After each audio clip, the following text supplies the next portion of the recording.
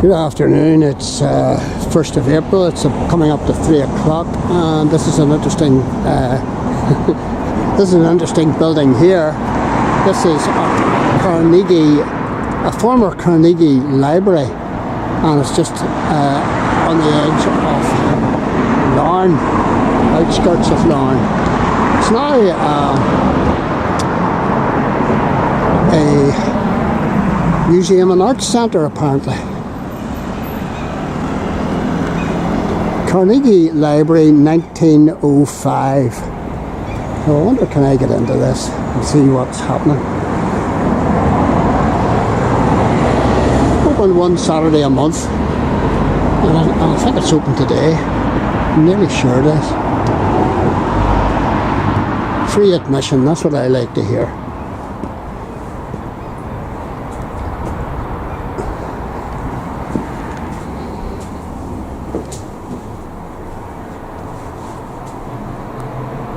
A journey through time, eyewitnesses to history. Larne Museum and Arts Centre Arts exhibition by Claire Muskimmon.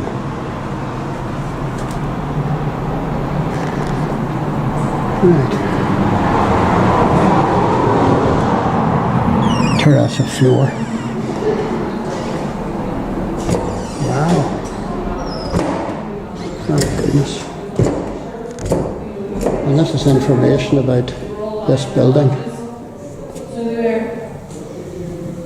Opened in 1906.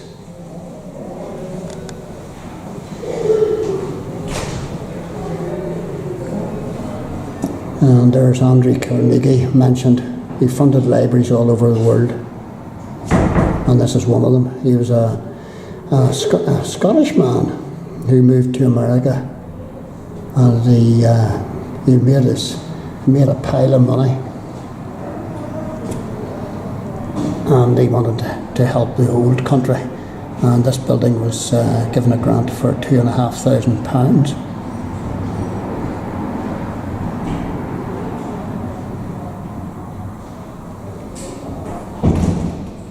There you go. This is a fabulous building, and it's largely untouched. And there's it's all about sporting heritage.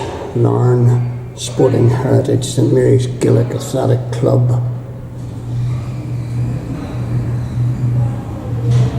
And all the boys sitting nice. And just across here is photographs from World War II and information about guys who received medals. Lieutenant Commander Anderson, and I haven't time to read that, but this is all his medals, and here they are. He was some operator.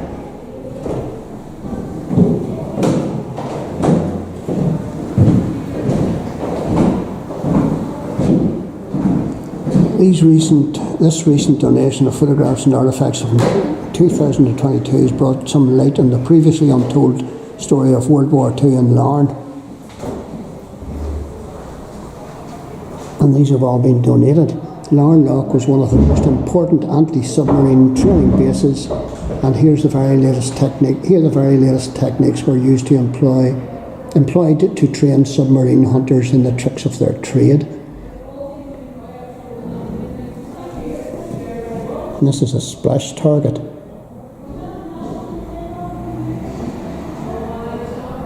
And this was made by George, above George Buma. And this is telling you about the splash target.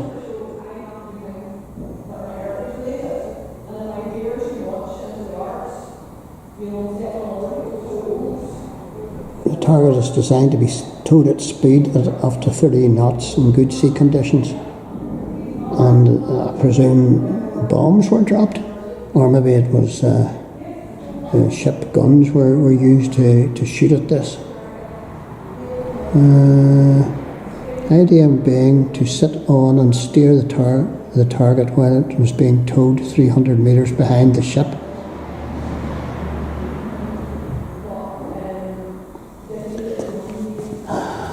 And this is the flag from the HMS Racer, Royal Navy White Ensign. Fulfilled a vital role in wartime naval operations.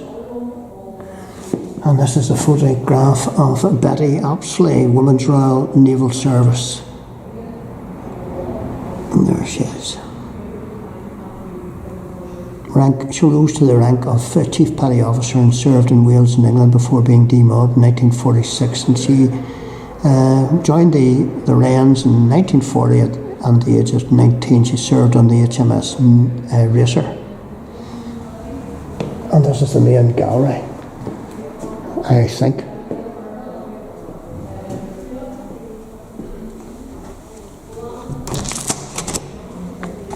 My goodness. There's such a lot in here.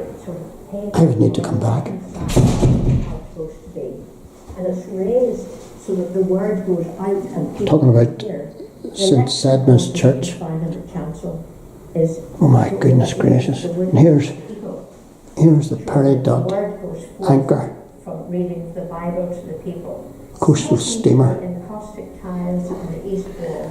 And there's such a lot of stuff here and it's locked away. Most people can't see it.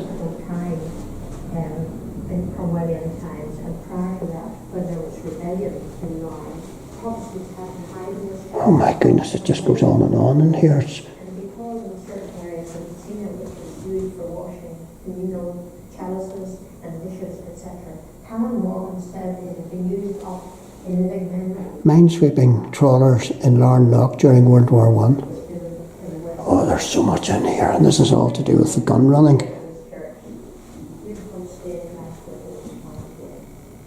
Here's that gun at the back there. Is that a special gun? It's a flare pistol, that's what I thought. Oh my goodness. So much to see in here, so little time to see it.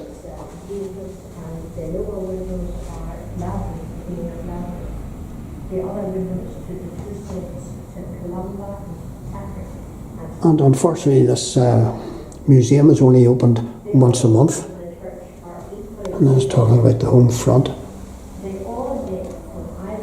And it's one Saturday a month that you can get into this.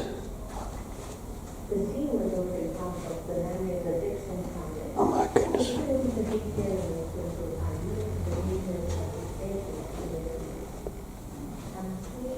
I hardly know what to point the camera at. Bedspread.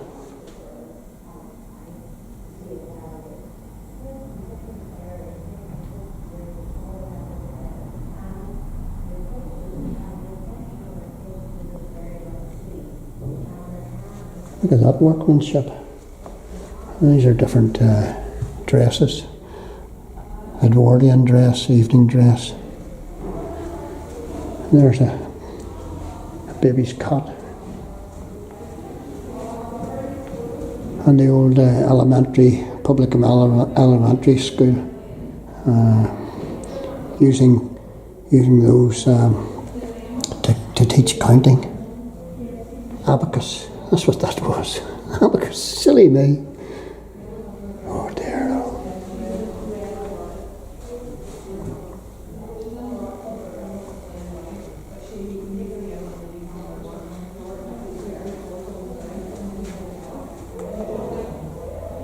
And there's all sorts of stuff in here. Straw work. Oh, if I had one more time. This is what would be in the kitchen to make the meals.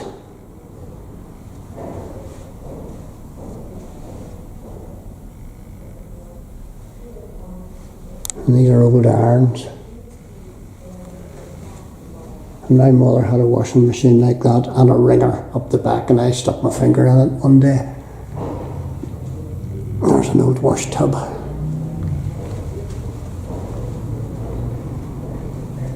This is a wonderful place. I just love it. And this is all agricultural equipment, and there's an old pump, and my uncle and aunt had one of these in the back garden. I don't know what happened to it. They're worth a fortune now.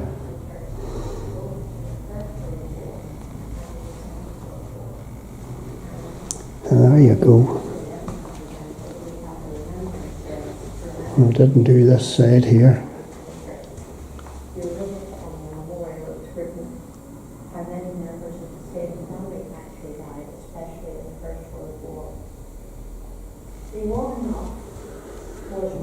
Centre of Industry, Larne. And then an orphanage presented to the church in the late 1800s. At that time, the orphan was water-driven, using the water from the river. Bauxite. Into the Bog Bellows. And it wasn't until 1960 Linen. the orphan was actually electrified. Linen featured so heavily throughout Ulster. In the open loft you will see beautiful decoration again remaining from the 1800s of the open planks painted in green. And there was a Larne pottery. And then there was bottling and there was paper mills. And it's all gone. Kate's foundry.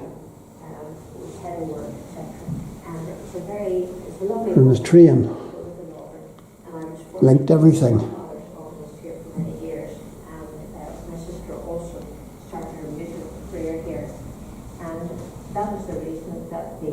Henry McNeill, pioneer of Ireland's early tourist industry, remembered.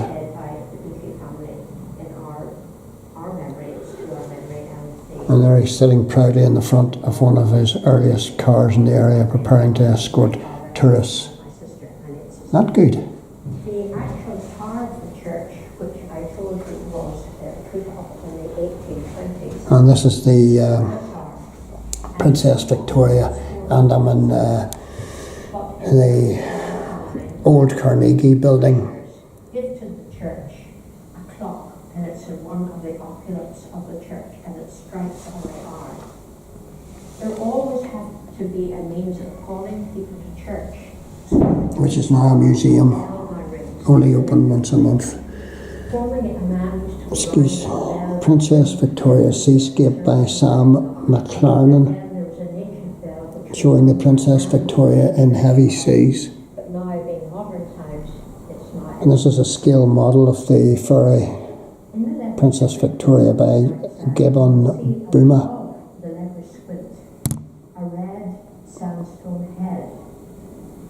An envelope recovered from the sea, which was falling out above the door, which was on the southwest door. Envelope was addressed to Kilwater Chemical Company. A key, brass cabin key from the...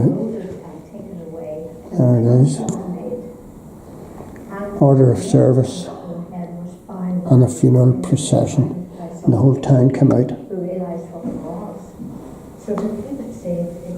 Oh dear. And there's all about James Cheney. You will also see the depiction of a rose. Flowers, fruit, animals were used in pre-Christian times. When the rose was depicted in Christian times, it was used with 2 rows of petals. This has 3 rows of petals. Porthole from the HMS Thrush, which sank off the south of Glenarm in 1917, was a composite vessel using both sail and steam power, which served as a gunboat in West Africa. A gunboat from 1891 to 1903, and then Coast Guard service.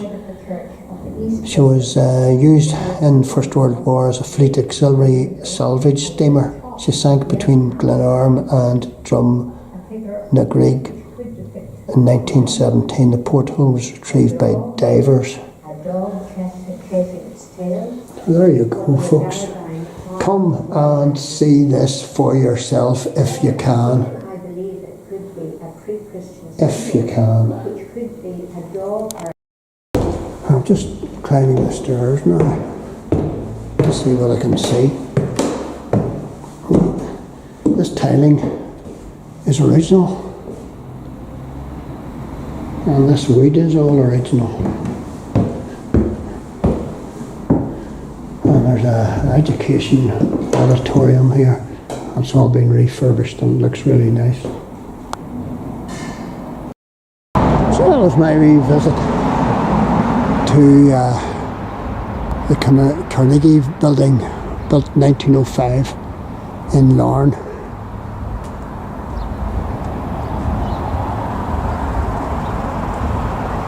And there's a blue plaque up here,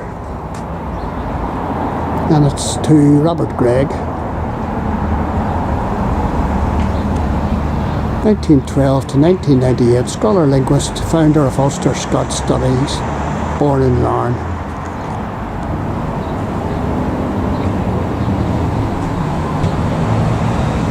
Aye, there's information about this gentleman.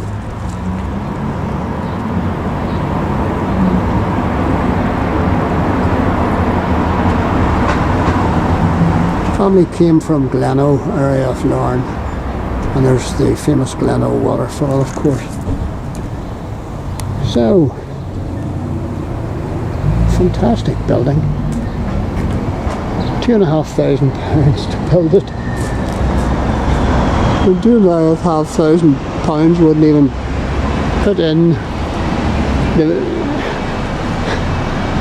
put in a quarter of the foundations. Anyway, I've enjoyed my wee visit, and I'm going to head for home. Hope you enjoyed that too.